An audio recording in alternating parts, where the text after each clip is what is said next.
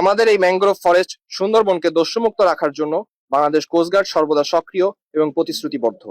এই সুন্দরবনের দস্যুতা দমনে আমরা নিয়মিত যৌথ অভিযান পরিচালনা করছি। পাশাপাশি গোপন তথ্যের ভিত্তিতে বিশেষ অভিযান পরিচালনা করা হচ্ছে।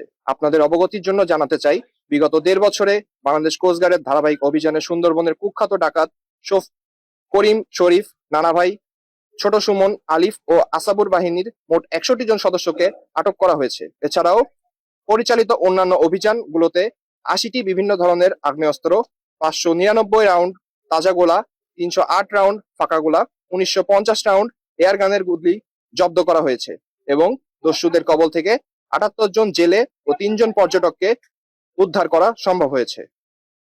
সুন্দরবনকে সম্পূর্ণরূপে দস্যুমুক্ত করতে বাংলাদেশ কোস্টগার্ড এর নেতৃত্বে ভবিষ্যতে এই ধরনের যৌথ অভিযান অব্যাহত রাখবে। একই সঙ্গে এ সকল ডাকাত বাহিনীর কয়েকটি আস্তানা শনাক্ত করে সেগুলো গুড়িয়ে দেওয়া সম্ভব হয়েছে এবং তা অব্যাহত রয়েছে।